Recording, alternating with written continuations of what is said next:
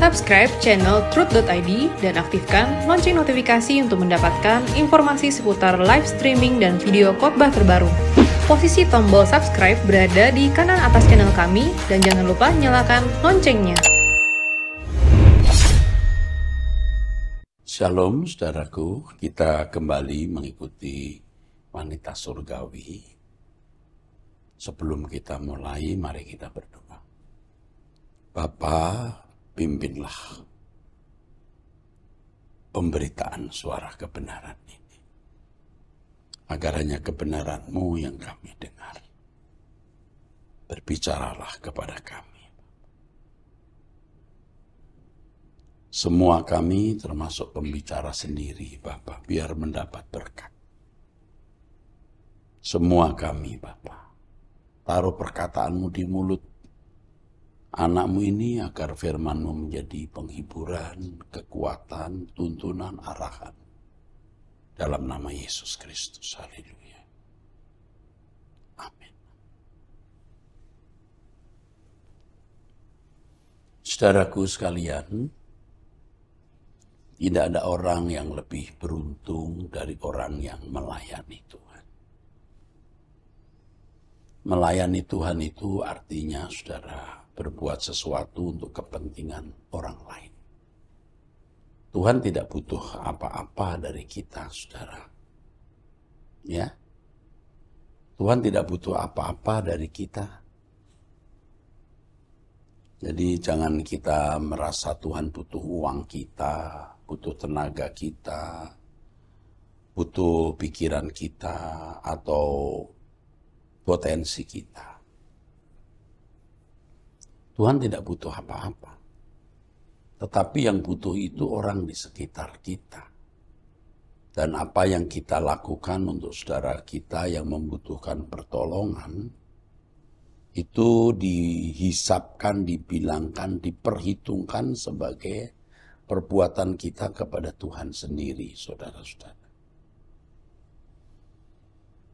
Kalau kita membaca di dalam Matius 25 ayat 40, firman Tuhan mengatakan, Aku berkata kepadamu, sesungguhnya segala sesuatu yang kamu lakukan untuk salah seorang dari saudaraku yang paling hina ini, kamu telah melakukannya untuk aku. Terus terang ya saudara, jarang orang yang hidup untuk orang lain. Jarang. Biasanya orang hidup untuk dirinya sendiri. Ya, jangankan jemaat awam, dari pengamatan saya, saya melihat orang yang rajin ke gereja juga belum pecah hatinya untuk orang lain. Aktivis gereja, asik dengan kegiatan pelayanan, bisa menjadi ya hiburan, prestis bahkan. Ya. Hanya kesibukan pelayanan, kesibukan gereja ini, tapi sebenarnya tidak pernah memiliki hati yang pecah untuk orang lain. Dan malangnya, celakanya, ironinya, pendeta yang namanya hamba Tuhan. Hamba Tuhan itu sama dengan hamba sesama. Itu pun kenyataannya, saudara, tidak hidup untuk orang lain. Sekarang ini jabatan pendeta lebih cenderung menjadi profesi, bukan dedikasi. Ya. Karena saya lama di sekolah Alkitab, saya sudah melihat output atau lulusan STT itu. Yang laki-laki ya jadi pendeta, menikah, bagaimana punya anak, membesarkan anak, menyekolahkan anak. Sama dengan orang lain, saudara. Yang wanita ya nunggu jadi istri atau kerja. Lulusan itu. STT, sekolah Alkitab. Ini bukan kata orang, saya ada di lingkungan itu, saudara. dan juga menjadi gembala jemaat, juga menjadi aktivis, sinode, bahkan ketua sinode. Jadi mengerti, saudara. Jarang orang hatinya pecah untuk sesama itu, jarang sekali. Jarang sekali. Potret wajah Tuhan Yesus yang menjadi seperti anggur tercurah, roti terpecah itu potret fantasi yang dibicarakan di sekolah-sekolah Alkitab, tetapi jarang diamalkan atau diperagakan oleh banyak orang. Ya, jarang. Dan itu yang menjadi keprihatinan saya yang mendalam, saudara, mendalam, apalagi akhir-akhir ini. Orang menikmati hidup sendiri. Ya. Bahkan orang-orang baik yang pintar-pintar khutbah, yang cakap-cakap khutbah, sebenarnya hatinya belum pecah. Ya kalau dia di gereja ada diakonia, menolong orang, nah itu kan memang dinamika pelayanan harus ada. Ya, yang penting hatinya pecah dan menerjemahkan, mengekspresikan perasaan Tuhan. Itu yang penting. Sebab kalau hanya menolong sesama, sosial, orang di luar sana juga, di luar gereja itu banyak yang baik-baik, yang rela berkorban bagi sesama, bahkan mati untuk bangsa dan negara dan orang-orang miskin. Nah, perbedaannya hanya apakah itu ekspresi dari perasaan Tuhan. Nah, pelayanan itu sebenarnya itu hidup bagi Tuhan. Tuhan nggak butuh apa-apa, jadi hidup untuk sesama. Nah, bedanya mengekspresikan perasaan Tuhan. Itu maksudnya.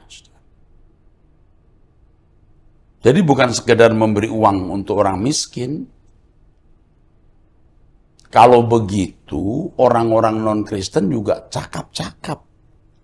Tapi bagaimana menerjemahkan perasaan Tuhan? Itu presisi sekali. Dan itu yang tahu biasanya, ya bukan biasanya, yang tahu hanya Tuhan dan orang itu. Ya. Itu pun kalau orang tersebut jujur, saudara. Sekali lagi orang-orang baik yang menjadi pendeta, yang khotbahnya bagus, yang melakukan kegiatan diakonia, menolong juga orang miskin, memberi beras atau bantuan sekolah. Itu memang dinamika atau irama pelayanan. Belum tentu hatinya pecah.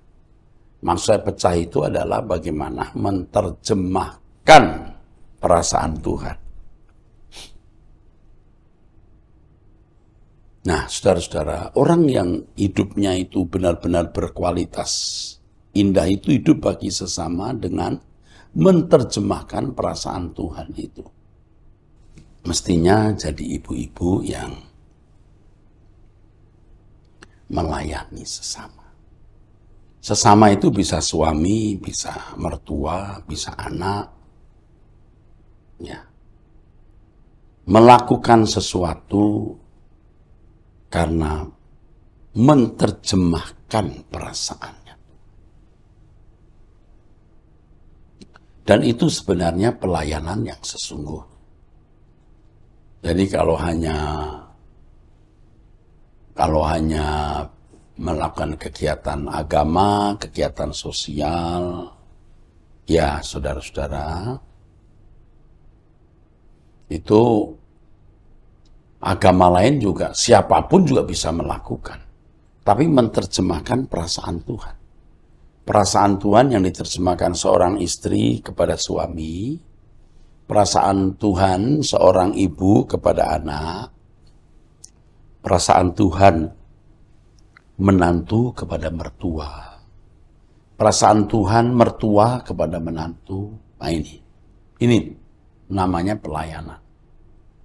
Di sini tidak dituntut seseorang harus memberi uang. Tidak dituntut harus berpendidikan tinggi dan tahu teologi. Nah, untuk itu seseorang harus benar-benar bergaul dengan Tuhan. Harus in touch dengan Tuhan. Karena perjumpaan dengan Allah itu satu-satunya saluran perasaan Tuhan bisa dicurahkan. Supaya orang itu menerjemahkan perasaan Tuhan. Selain tentu kebenaran firman Tuhan, ya, perjumpaan dengan Allah. Nah, ini yang hilang di dalam gereja. Banyak orang cakap, berkhotbah, mengorganisir kegiatan gereja. Tetapi apakah semua itu dilakukan sebagai tindakan mengekspresikan perasaan Tuhan? Kalau di sekolah teologi, karena saya dari muda di sekolah teologi, mata kuliah untuk ini hampir tidak ada, saudara. Kecuali pemimpinnya seorang yang cinta Tuhan, memiliki jam doa yang banyak, yang in touch dengan Tuhan terus, in touch bersekutu. Nah, pemimpin seperti ini, dia akan menularkan, mengimpartasikan perasaan belas kasihan terhadap orang dari ekspresi Tuhan. Belas kasihan kepada orang dari perasaan Tuhan. Itu tidak bisa diajarkan. Dan memang tidak ada mata kuliah untuk ini. Kalau di STT itu, apalagi di STT dari gereja-gereja tertentu yang punya warna khusus, semua akademisi. Nah, bayangkan kalau pendetanya saja tidak mengekspresikan perasaan Tuhan, bagaimana jemaat? Orang-orang yang tidak mengekspresikan perasaan Tuhan itu, saudara, tidak akan masuk menjadi anggota keluarga kerajaan. Tetapi, kalau orang berbuat baik, walaupun tidak mengekspresikan perasaan Tuhan, tapi berbuat baik, itu masih bisa masuk dunia yang akan datang. Kalau orang-orang di luar Kristen, bukan di luar Kristus ya, di luar Kristen itu masih bisa masuk langit baru, bumi baru, saudara. Ingat ya, Kristus juga mati untuk mereka, saudara. Kalau orang sudah membiasakan diri mengekspresikan perasaan Tuhan, dia akan semakin ibarat tanah atau ibarat satu benda itu basah. Atau ibarat spon itu ya, dia menyerap banyak air. Nah, kalau kita membiasakan diri ya, dimulai dari peduli terhadap orang lain, dari perasaan kita ya, belum mengekspresikan perasaan Tuhan ini. Dari perasaan kita sendiri, saudaraku, peduli terhadap orang, peduli terhadap sesama, dari diri sendiri dulu. Nanti baru Tuhan akan menjadikan perasaan itu kendaraan Tuhan, vehicle Tuhan. Ya. Nah, kalau orang-orang yang orang-orang yang bukan umat pilihan, mereka bisa berbuat baik. Sangat baik. Sampai tingkat klimaks mungkin. Tetapi itu bukan mengekspresikan perasaan Tuhan. Tidak bisa. Mengekspresikan perasaan Tuhan itu tidak bisa. Tidak mampu dia. Tidak bisa. Tidak mampu. Tidak bisa mengekspresikan perasaan Tuhan itu tidak bisa. Tidak mampu. Ya.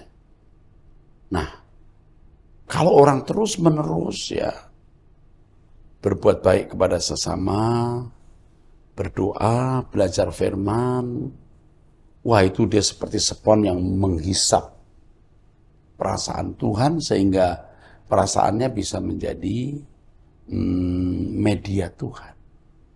media Tuhan untuk mengekspresikan perasaan Tuhan. Nah, kalau orang tidak peduli sesama, tidak peduli orang lain, itu sudah kartu mati, saudara. Ya, kartu mati.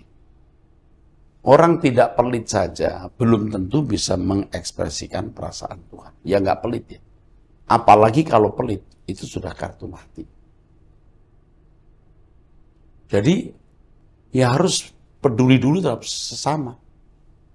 Nah, untuk peduli terhadap sesama ini, orang harus belajar, saudara. Belajar. Harus belajar. Dan dari pengamatan saya, dari pengalaman saya, belajar mengasihi sesama itu bukan hanya dilakukan atau bisa dilakukan oleh orang-orang Kristen. Orang-orang di luar Kristen sana juga belajar mengolah batinnya untuk mengasihi sesama. Yang jika itu dilatih, dia akan memiliki hati yang murah, berbelas kasihan, dilatih terus. Tapi sekali lagi mentok, dia tidak bisa mengekspresikan perasaan Tuhan. Tapi bisa. Dan orang-orang seperti ini bisa masuk dunia akan datang. Nah, orang-orang Kristen itu sudah cakap ya sebagiannya. Berbicara mengenai keselamatan bukan karena perbuatan baik. Jadi seakan-akan perbuatan baik itu tidak dibutuhkan. Karena tidak dibutuhkan, sudah masuk surga, percaya Yesus sebagai Tuhan dan Juru Selamat, tidak melatih. Jadi kita melihat rusak banyak orang Kristen, rusak. Karena doktrin yang dipahami, doktrin salah itu, ayat Alkitab yang dipahami salah. Apalagi kalau doktrinnya adalah ada orang yang ditentukan selamat dan yang lain tidak. Itu tidak ada, etika tidak bisa tampil secara proporsional. Tidak ada usaha untuk melatih diri menjadi orang yang berbelas kasihan, tidak melatih diri untuk menjadi orang suci yang standarnya Allah. Yang sudah ditentukan. Tapi biasanya para teolog aliran ini berkata, tapi ada ketekunan. Tuhan yang memberi ketekunan. Lah, kalau Tuhan memberi ketekunan ya semua tanggung jawab Tuhan nanti. Yang masuk surga yaitu anugerah, yang tidak masuk surga ya anugerah juga. Anugerah Tuhan, anugerah gelap, anugerah hitam. Anugerah negatif diarahkan masuk neraka. Itu salah, saudara. Itu keliru. Kita harus berjuang. Karena penebusan itu tidak membuat kita kehilangan kehendak bebas. Nah, kalau kehendak bebas kita tidak hilang, kan harus digunakan maksimal. Penebusan tidak membuat seseorang itu otomatis mengenakan kodrat ilahi atau tidak otomatis bisa mengekspresikan perasaan Tuhan. Jadi harus dilatih dari segi mental dulu ya, bukan rohani ini. Segi mental, bagaimana menaruh belas kasihan ke orang. Itu mesti dilatih. Anda bisa lihat ya, kalau ada orang pelit, makin pelit. Makin tua, makin pelit. Makin kaya, makin pelit. Padahal hartanya banyak. Tapi kalau orang biasa menjadi anggur tercurah, roti terpecah, nah ini saudara, dia akan terlatih. Bukan saja berbuat baik, tapi juga mengekspresikan perasaan Tuhan. Haleluya. Nah, sekarang kepada saudara-saudara, yuk, pelayanan itu tidak menuntut kita memberi uang, menjadi teolog, atau bisa khutbah. Tapi bagaimana perasaan Tuhan diekspresikan kepada orang di sekitar kita. Ini berat, saudara. Berat, saudara. Ini bukan suatu yang mudah, berat, saudara.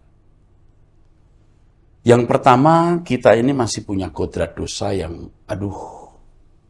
tidak mudah dibereskan. Yang kedua, kita seringkali menghadapi situasi-situasi yang yang sulit, situasi yang sulit. Yang ketiga, kita menghadapi orang-orang yang sulit. Situasi sulit, orang sulit. Nah, di sini sulitnya, saudara. Apalagi kalau kita sudah berbuat baik, lalu orang tidak menghargai budi baik kita. Kita dikhianati, kita dilukai. Nah, luka itu membuat kita jadi hati-hati. Aduh, hati-hati. Saya notice dengan ucapan istri saya. Saya khawatir kalau kamu berubah. Katanya ke saya. Wah, maksudnya apa ya? Kamu dulu polos. Kamu tidak perhitungan dengan orang. Tapi dengan peristiwa-peristiwa kamu dikhianati, kamu dilukai, kamu jadi hati-hati berbuat baik. Kamu tidak polos lagi. Kamu tidak mudah menolong orang lagi karena kepahitan ya, kekecewaan itu.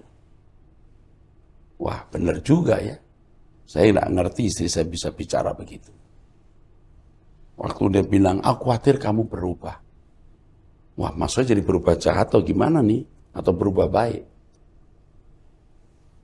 Dulu kamu polos, kamu peduli orang. Karena kami melayani dari muda, saudara ya. Dia lihat bagaimana saya memberikan uang makan 1 bulan itu untuk beli sepatu anak-anak remaja, beli hadiah yang ulang tahun. Sampai saya juga tidak pernah mikir nanti makan apa dengan uang makan 1 bulan itu. Tapi ya nyatanya makan juga, saudara. Cukup juga sampai sekarang. Ya. Saya mau penginjilan, saya masih ingat itu ke Banten. Penginjilan sendiri, saudara, bukan rame-rame. Saya masuk ke daerah orang Baduy sendirian. Waktu muda berani, ya saudara. Masuk, hanya bawa 1 koper, isi baju. Tapi pada saat itu ada banjir di daerah Cilincing, saya ingat saya. Itu anak-anak sekolah minggu, cabang sekolah minggu dari gereja yang saya melayani di situ waktu itu. Saya masih datang dulu sebelum pergi ke penginjilan. Dan uang saya yang hanya sedikit, saya bagikan juga untuk anak-anak yang jadi korban banjir itu. Saya masih ingat waktu saya pergi ke daerah itu, saya pulangnya pun meninggalkan pakaian saya ke mereka. Jadi saya pulang tuh nggak bawa baju-baju yang di dalam koper, sudah sebagian saya bagi, saya tinggalkan. Padahal saya juga punya pakaian terbatas dan ya susahlah ekonomi saya waktu itu. Nah, istri saya tahu itu, maka dia berkata, aku takut kalau kamu berubah. Pengkhianatan, kepahitan yang saya alami bisa membuat saya lebih hati-hati. Akhirnya jaga jarak, akhirnya bisa tidak polos lagi dan tidak murah hati. Dengan pertimbangan percuma saya sekolahkan, akhirnya memberontak. Percuma saya besarkan, akhirnya berkhianat. Nah, itu bisa.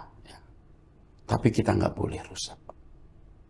Kita harus memenuhi bagian kita.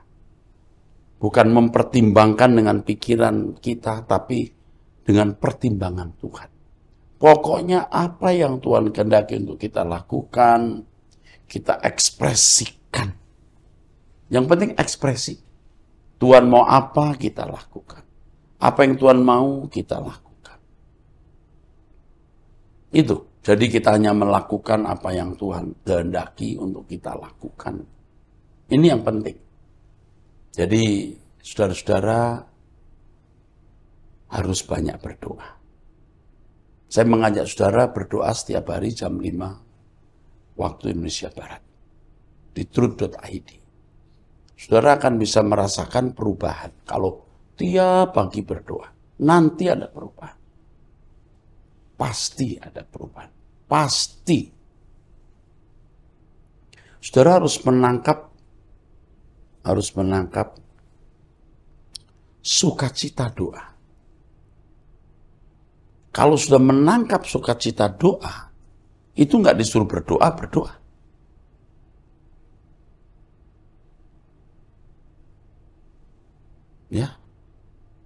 tidak usah disuruh berdoa. Saya tidur jam 11 kemarin, ya. Semalam maksud saya, 11. Sekitar jam 11, saya lihat jam 11 terus saya terlelap. Saya bangun jam 1 kurang 10 atau kurang 15, kira-kira. Dan biasanya buat saya bangun pagi, dini hari itu panggilan untuk berlutut. Saya berlutut. Sekitar 1 jam 15 menit. 1 jam lebih sedikit. Selesai, saya tidur. Juga tidak gampang terlelap ya, masih mikir. 4:30, kurang. Ya bekernya 4:30, ini belum beker, belum bunyi. Alarm belum bunyi, saya sudah bangun. Lalu jam 5 berdoa. Saya tidak merasa lelah. Bukan sok, bukan mau tebar pesona.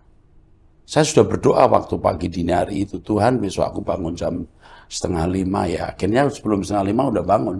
Alarm tubuh saya sudah bunyi. Ya. Saya doa. Ada kenikmatan, sudah. Ada orang yang berkata, Pak, ganti orang lain, kenapa ya kok Pak Eras terus? Sementara saya masih hidup, biar saya dulu sambil melatih mereka punya roh doa. Punya bahasa dialog dengan Bapak. Nanti baru. Ini kan baru 3 tahun, saudara, doa pagi, ya. Mungkin belum transfer spirit banyak. Belum. Biar saya dulu saja. Nah, banyak orang belum menemukan itu, doa itu. Roh doa itu belum ditemukan. Nonton film 2 jam. Buka gadget, TikTok, sana-sini, setengah jam, 15 menit, 10 menit, buka lagi setengah jam, 3 jam, 2 jam. Tapi doa 15 menit nggak sanggup. Kalau sampai orang begini masuk surga, itu pasti malaikat salah masukin. Nggak mungkin. Orang yang tidak menghormati Tuhan seperti itu. Apalagi pendeta. Tidak punya roh doa, nggak diurapi. Dan kalau nggak diurapi, tidak mendekat, dia tidak punya belas kasihan ke orang. Iya. Dan saya sudah melihat itu. Pendeta-pendeta yang menurut saya bengis ya. Apalagi istri-istri pendeta. Suaminya lumayan ya belajar firman, doa. Istrinya enggak. Itu bengis-bengis. Bengis-bengis. Ya. Terhadap orang miskin juga galak. Tapi kepada orang kaya dia senyum-senyum, cipika-cipiki. Lihat orang nggak sekolah juga, belum tentu dia bantu. Kalau bantu pun lewat orang, bukan uangnya sendiri. Dia cerita ke orang, tolonglah dibantu orang itu. Atau dia cerita ke orang, Bu, orang itu katanya nih, ya, tolong dibantu tuh, nggak sekolah. Akhirnya orang kaya kasih duit, kasih 10 misalnya. Yang dikasih ke orang miskin itu 7. Jahat. Kenapa? Karena tidak bergaul dengan Tuhan. Rusak. Nah, saya kira ada ibu-ibu yang mendengar khotbah ini yang bengis-bengis. Bengis terhadap suami, bengis terhadap anak, bengis terhadap mertua, bengis terhadap menantu. Kamu nggak masuk surga. Yang kamu ekspresikan itu perasaan iblis. Perasaan setan. Bukan perasaan Tuhan. Karena kamu tidak berdoa. Ya, udah itu saja pesan Tuhan dari saya. Dan kiranya Tuhan memberkati saudara dengan berkat dari tempat tinggi dalam nama Yesus Kristus. Amin. Demikianlah Wanita Surgawi di episode ini. Sampai jumpa di Wanita Surgawi di episode yang akan datang. Tuhan berkati.